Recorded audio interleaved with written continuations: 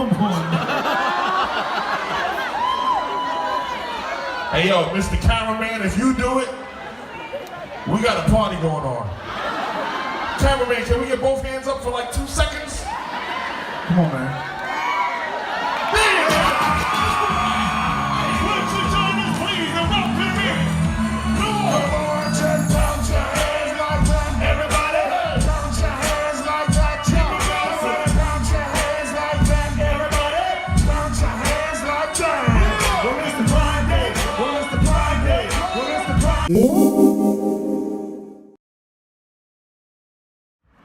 Yeah, they had us bopping our heads, our hand. It was a lot of fun.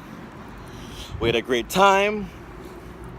Their set lasted quite a while, but overall it was good. They left us on a high for Miss Hill. Then, one more DJ set. The DJ came back on to set the mood. Oh, the sun. So the DJ came back on to set the mood for Miss Hill. So she was playing a lot of 90s music. Jesus, how are they going to do this? She was playing a lot of 90s music and music from the 70s, like Aretha Franklin, James Brown, that we're familiar with, just to set the mood. However, yep, people were getting a bit antsy. And I always say people were getting a bit antsy. This DJ set lasted for over an hour.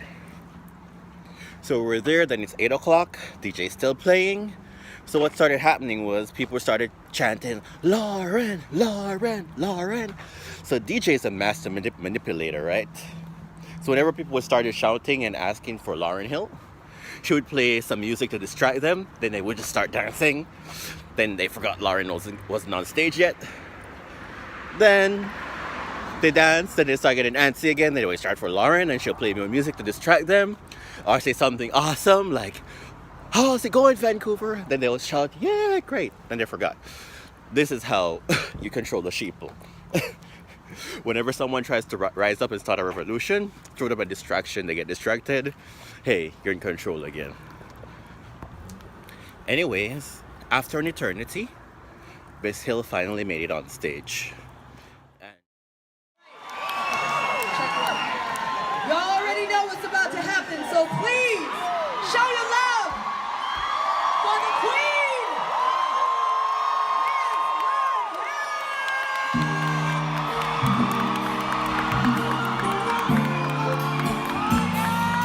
And she's very beautiful in person.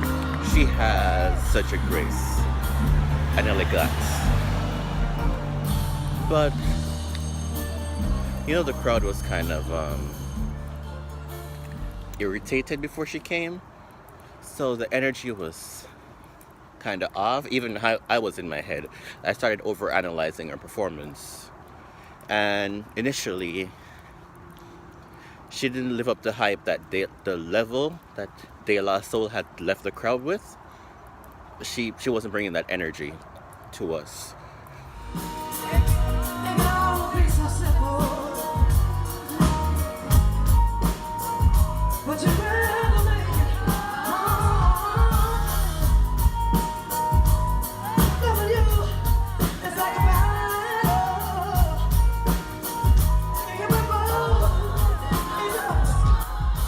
She wasn't very interactive with the crowd, really. She just seemed almost unprepared.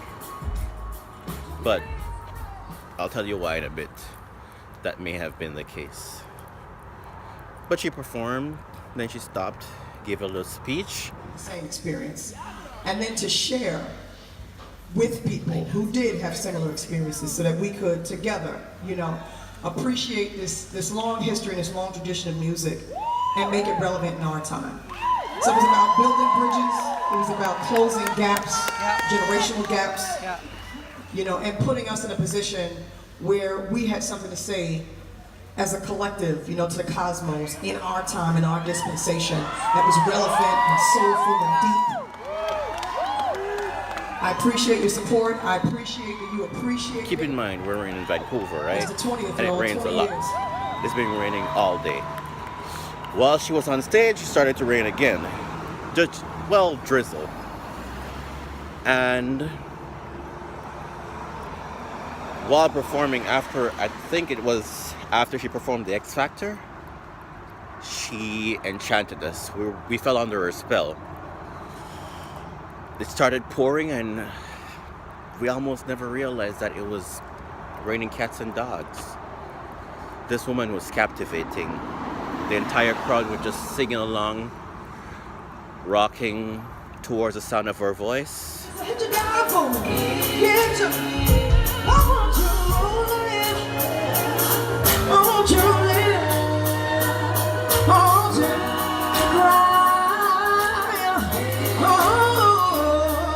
Was brilliant.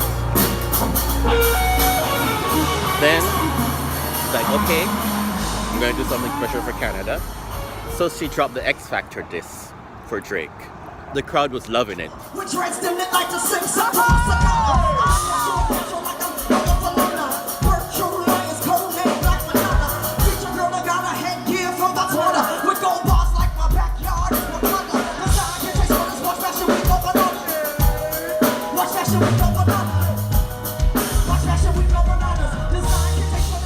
Then, bam! Thank you, Canada. But rather, thank you, Vancouver. Concert was over. 10:16. She's only been performing for an hour. What happened? Let's just say people weren't happy with that. And I wouldn't be, right? We waited 4 hours for a concert and then out of nowhere, abruptly you end. It was her fault. Her reputation actually preceded her to this concert. If she had performed early, we would have had a full set. But because of the park closes at 11, they had to close the concert so the park officials could usher everyone out the venue and have the venue cleaned up by closing time. So after the concert, that's when the rumors begin, right? But before I jump into that, Miss Hill is clearly someone that works based on intuition. So she comes on stage whenever she feels like. But one has to agree. There's personal appointments and professional appointments. And you should always be early to your professional appointments. You can't let the public suffer for your intuitive nature. Or just don't perform. So, on her way out of the venue, I heard a guy complaining that she didn't perform any songs from her album and how she hated her album. That's not true. But guess what? Because she left a bad taste in his mouth, now he's going to tell all his friends that she did that. And then there's more rumors on the internet. But yeah, who cares in the end? But yeah, show up early when you're going to perform. Or at least go on stage in a timely manner. I also want to point out that Miss Hill is the true definition of a diva. Though that word isn't always a compliment, but she's a diva in every sense of the word. She was grand. She's larger than life. So after the concert, the most interesting thing in my day happened. Don't know if I'm going to share. I may share actually. So I told you it was raining cats and dogs, so I decided to take the bus all the way to the train station instead of transferring. And I was starving. I wanted to go to Denny's to get me a veggie burger, but I was going to walk in the rain or take a mini cab ride just to get Denny's. So I went to Timmy's, right? And I got a muffin and some tea. And while there, I was in Timmy's with my muffin and my tea. I was waiting for the cab that the guy said he called for me. Then an East Indian lady came in and told me that a guy's stalking her. Apparently this young man just jumped out of Apparently this young man jumped from behind the wall to scare her and then followed her to the store. So she came in for safety. While she was standing, The young man came in the store and he walked up to the counter. Then he walked back out because everyone was staring at him, and he's like, "Why the fuck are you guys looking at me like I'm an alien?" And he left. So I went outside, saw a cab pull up. Thought it was my cab, but it wasn't. It was a cab driver who needed coffee. So I asked him if he's on duty, and he said, "Yeah, he's gonna get coffee, and I can book him to take me home." Because remember, it's like pouring cats and dogs at this point in time. So I was outside. I saw the young man coming back towards me. I was standing in the dark. So I'm like, you know what? Let me move over. So I walked towards Tim Hortons, and while walking over, he came over to me, and he's like, "Oh, do you have any change?" I'm like, "No, I didn't think I had any change. But even if I had change at that point in time, I wouldn't have given it to him." So he went in back towards the counter, and he was there. I looked over, I saw him sitting beside a carton of milk. I thought it was his. Then it was cold outside, so I went in, and on my way in, he was coming out, so I stopped him, and I asked, "Are you hungry?" And he's like, "Yes." And the reason why I stopped him, because I remember watching a video of Louisa Tish. I'll leave the link in the description to that video. It's an interview, rather, and she talked about hunger, and that stayed with me forever. And I walked him to the counter, ordered him some food, and this guy broke down crying. It was a young kid, mind you. It's like, "You don't know how much this means, yada yada yada yada." But I didn't think it was anything so profound, but he was starving. And the Starbucks card I got earlier, I gave it to him so he can get a meal. But I should have followed my intuition and take his number, but I didn't. I was in so much rush to leave.